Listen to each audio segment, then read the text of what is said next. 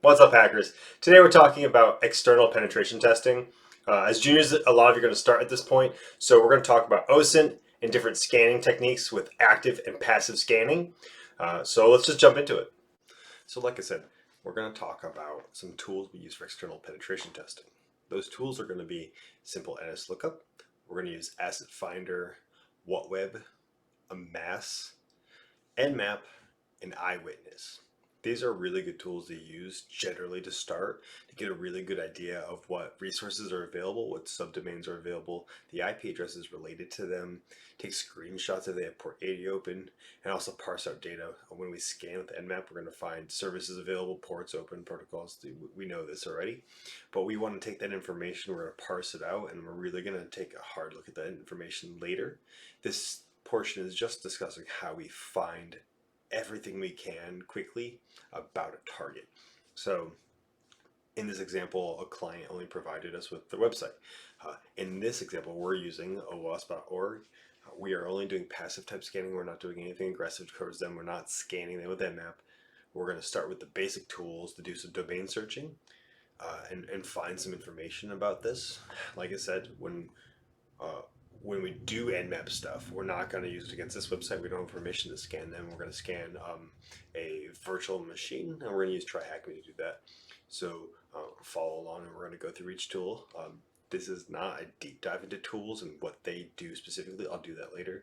This is just how I would recommend using the tool quickly for beginners, just a basic level approach to doing external pen testing for new.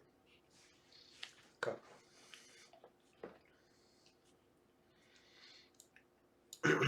Get that making. So starting with NSLOOKUP, we're just simply going to use the tool NSLOOKUP, and we're going to go and choose our URL, so wasp.org. We're going to enter. Right after that, we're going to see we have some addresses associated with the name. We see several IP addresses showing that it just has multiple IP addresses, including some IPv6. If you wanted to get crazy, you could also do a reverse lookup, and you could search the IP address you get as well, and it doesn't provide a reverse lookup.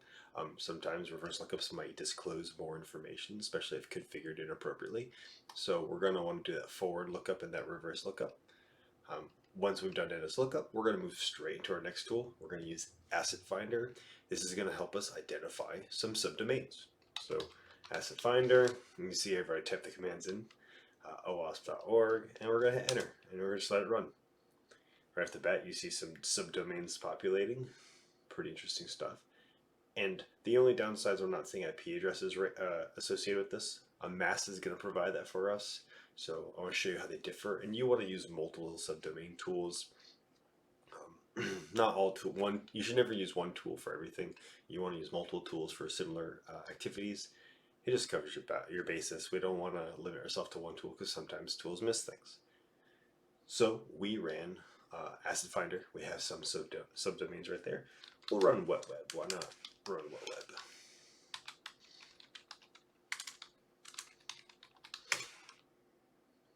We'll let this run for a minute.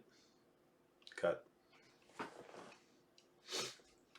Coming back now, we see that WhatWeb had run. It got us some information. We see countries, United States, so Google Analytics. Nothing crazy there. We see jQuery in the version it's running. We see the IP address associated. We see the title, some uncommon headers. So we see some of the HTTP headers. So we ran OWASP or WhatWeb. I'm sorry. So we want to run Amass. Now Amass is going to take a little bit longer. So we'll pause as this runs. Okay, jumping back in, you can see the scan. I canceled it. It was running pretty long. I didn't want it to go too long. I just want to give a proof of concept here. So Amass is really interesting, and it's going to use a lot of passive as well as active. You can specify active if you wanted to, but we're just kind of focusing more on the passive, like I said. And so it's going to reach out to several different sources. You can see them listed in that query. You can also go to their GitHub and see all the sources they're going to query from. And what this is going to do is going to ask these sources, hey, do you know anything about these subdomains? And these are going to respond with information about those subdomains. So you'll see the subdomains as well as IPv6 and IPv4 addresses related, which is great. So now when we have a client and they provide us with a URL, Maybe they say, hey, it's just going to be OWASP.org, and whatever subdomains you find is up to you. So it's kind of your job to find what you find, and that's going to be part of the findings. Do I find subdomains that aren't supposed to be externally facing, that they didn't expect? Of course, you're going to look for files and other pieces of information related, but just in a general sense, we're looking for some subdomains that may have locations to some information they didn't expect, or we see mail, admin, etc. Those are going to be high value targets, and so we're going to want to really go for those. Now, with this, we have some pretty good information now. We've done, in only a couple of minutes, we've scanned. We've found some subdomains, the IP addresses related with our URL. We have some header information. WhatWeb didn't do too much for us in this one, but there can be better scans. And so we're feeling pretty good. We have some good information. This would lead us to want to, do some Nmap scans. We're gonna want to scan this output and start identifying, services, protocols, what's open and what's weak, and really get a good idea. We're kind of footprinting a little bit here. We want to do some more footprinting further, and then we really want to do that fingerprinting and really identify what services are running. Of course, we're not going to do this again at OWASP because we don't have permission. We're going to do it against Hacky Box. But I want to take this portion a step further. So we've done the scanning. It's cool in the terminal, but it's not great. We don't have these exported. So when we're doing penetration tests, we want notes. We want evidence. We need the history because we're going to write reports. We're going to talk about it, and we have to go back. So we'll go up to like WhatWeb. Simple way to export it is just 2 arrows.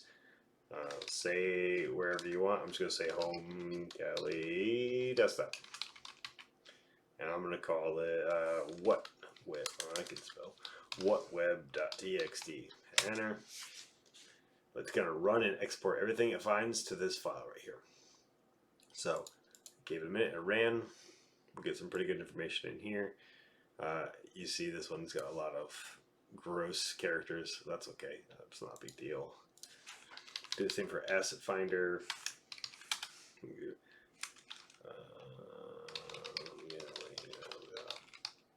Asset Finder.txt.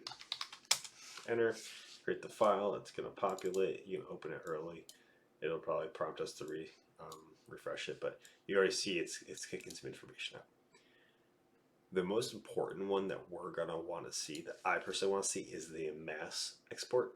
Because what I'm going to do for my Nmap scan portion is I'm going to then use a command, grep command, and I'm going to have it pull all the IP addresses out of that and put them into a file. Now, big note here.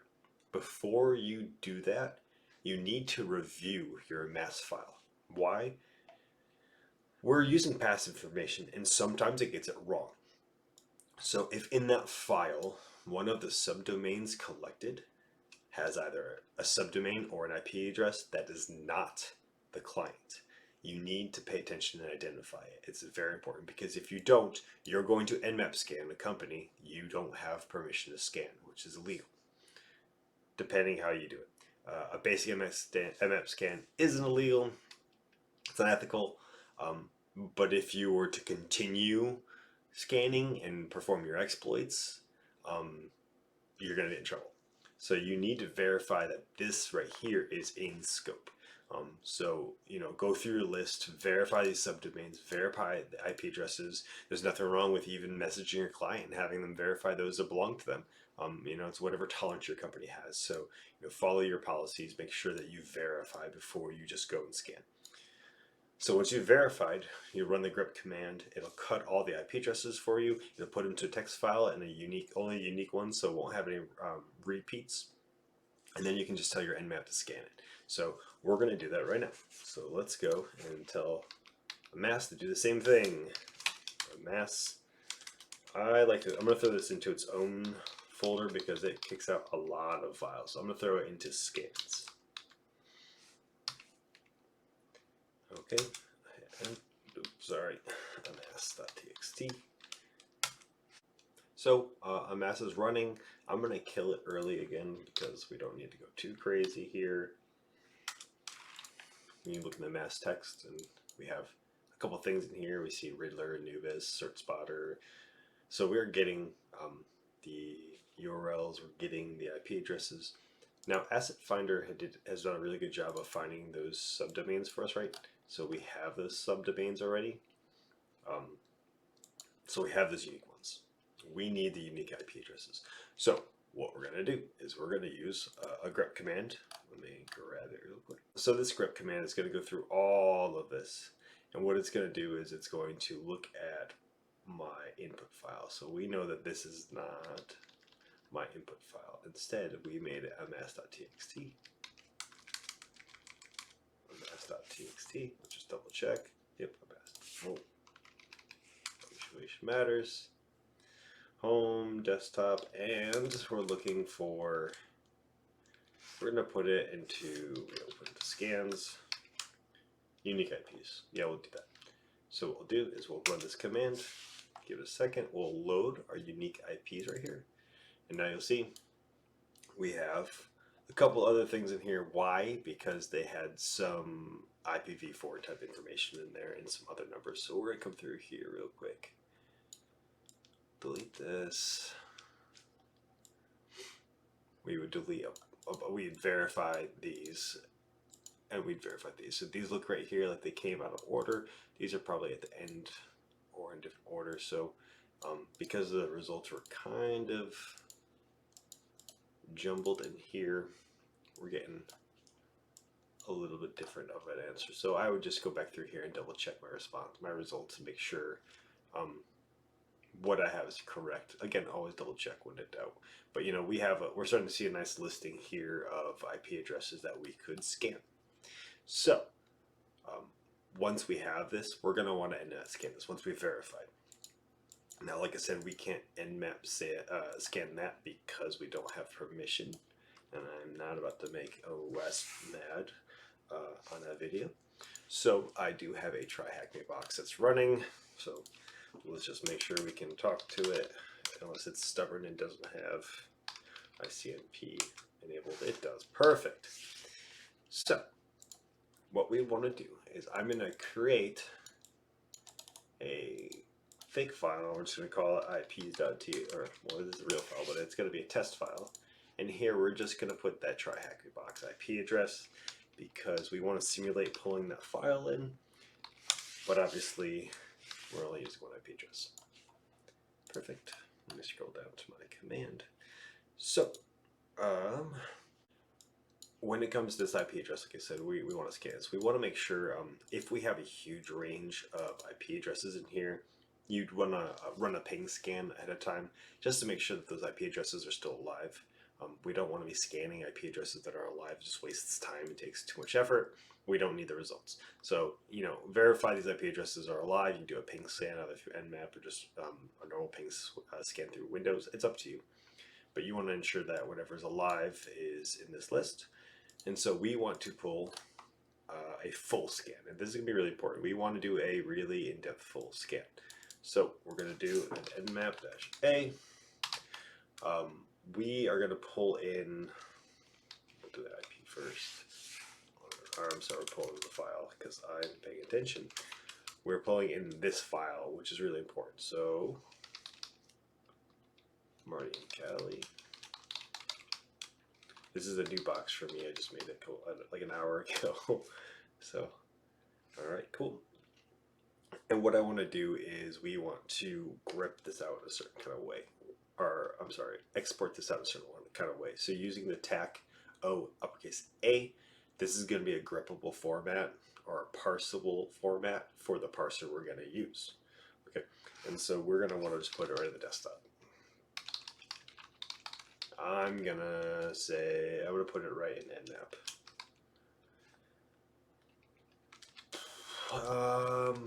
I'll call it nmap scan.txt. Cool. We'll let that run. It's going to run a full scan on everything. It's going to provide all the information about it in a format that's parsable. And so once that's done, depending on how many IP addresses you have, it might take a while, it may not take a while. And again, this is an advanced nmap scan of any sort. We're not doing anything advanced. There are a million different ways to do scans, especially if there's firewalls and all kinds of prevention mechanisms in place. We're just doing, this is basic. But once this runs, we will grep it out. So we just saw it populate a bunch of information. This information has been exported right to our Nmap. So we do have our Nmap scan. So it has all the data we need right here. It's different formats. The reason because we're going to parse it out. So we're going to use a really cool tool. A good friend of mine showed me this tool. I'm really happy for him. So thank you, Jason Frank, for making this, or Jason J. Frank. And thank you, my buddy, for showing me this exists. So this is a bash shell that does Nmap parsing and really helps out split out the information. Obviously, we're not going to get a lot of crazy information because we don't have a lot of IPs. That's okay. I'm just going to call it parser.sh. You could just download it. I'm just being... So I'll open parser. We're going to paste this in here. There's all this information in here. Cool. I'm going to save as parser.ash because I made a mistake. There we go. Delete this garbage one. Cool. When you make a new bash script, make sure that you make it executable.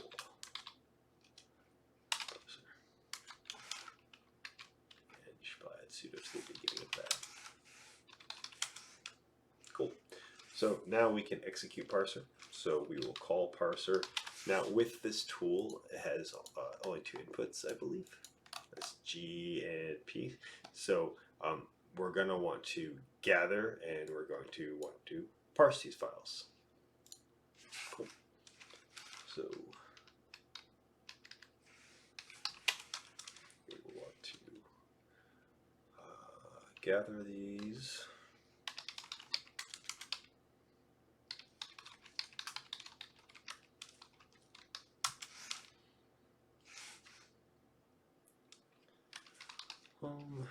Cali, and they're in Nmap. All right. Cool. Put that up.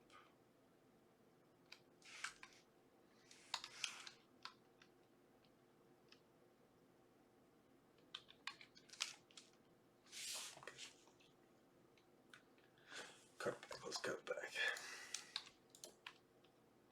So when we ran that -g, we created this nmap scan.txt.gnmap. This file is what the parser is going to use.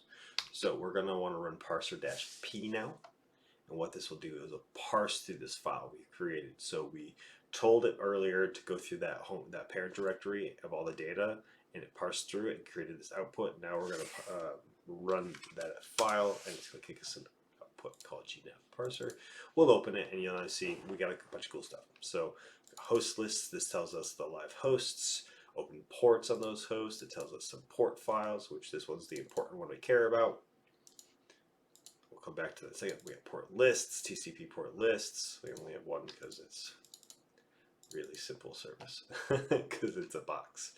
But yeah, depending on how big your organization is, you're going to have a lot more data in here.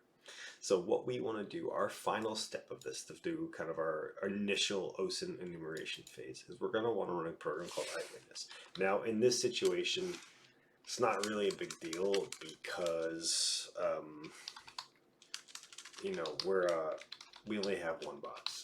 It's more plausible to just go to the website, but in this case, and in other cases, you might have a bunch of URLs there, a bunch of port 80s, and you want to get a nice snapshot of everything for evidence. So we're going to want to run this program. So port files, and it's port 80. So we're going to tell iWitness to run on this. So go, and now you see it's created a folder on the bottom left in here called 2022-11. It's going to attempt to take a screenshot of that page. Now I don't know if it's going to succeed because it's running HTTP. Let's see if it gets a picture or not.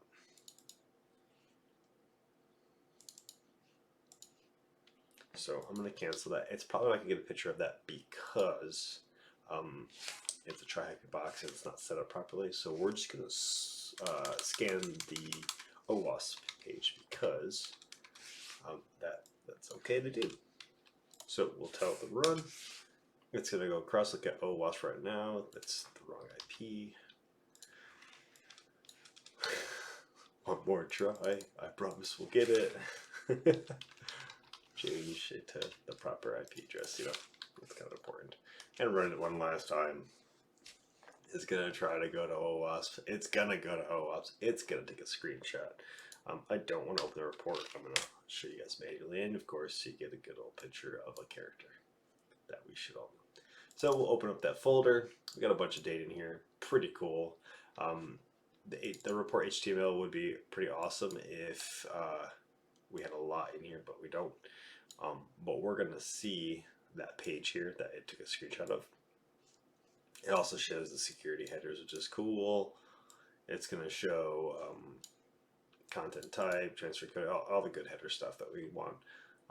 But we're gonna look at just this part. This is my favorite part. Especially when you're looking through a bunch, say you had like 100 websites with port 80 open and you took screenshots, you know, you're probably just looking for like logins right at the gate or something that's an obvious target, a default configuration page, something like that, a PHP configure, any kind of page that's important. So it's like a quick, go find that low-hanging fruit. So at this point, we've gone through, we have subdomains, we have IP addresses, we've done a full Nmap scan of all of those IP addresses after we gripped it out. We ran Eyewitness to get pictures of any open ports or any open web pages. So we have those pictures. We have pretty good fire to do our external pen test. You know, now we have some ideas. Are we going to go and find any exploitable services on those ports or protocols? What's running there? What is it supposed to do? How is it supposed to do? You know, are we finding PHP web pages? When we go to those pages, you know, we're going to want to analyze those pages. We're going to want to look deeper inside. So this is just part one.